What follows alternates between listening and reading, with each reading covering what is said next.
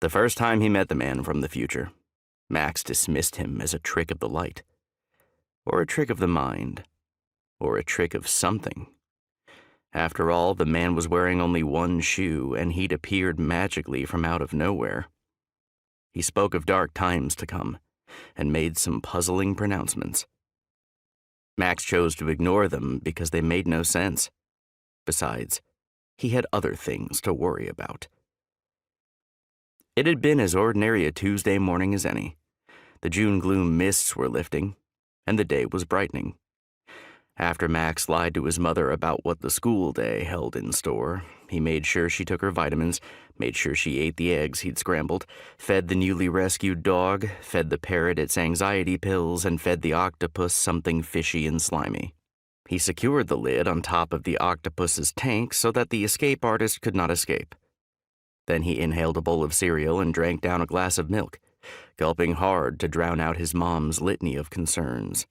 That he was so busy he wasn't remembering to eat, that he was by himself too much, and that his only friend, Luis, didn't come around anymore. Max had his own list of worries, one that he kept to himself, and most of which were about his mom.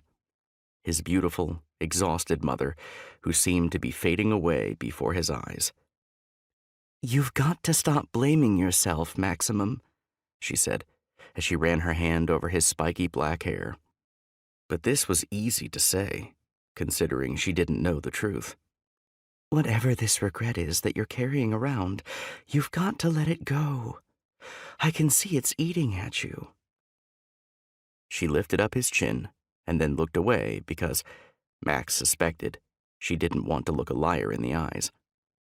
Max had his mom's thin frame, her soulful brown eyes flecked with gold, the same deep dimples when he smiled, and the slightly raised, dark eyebrows that made him look either inquisitive or mischievous, depending on who was reading his expression. It was a look that gave him an air of playfulness, no matter how serious things were. Max grabbed his backpack, kissed his mom goodbye, and promised that he would head straight to school and be careful, or good, or both. That was lie number 3, or 4.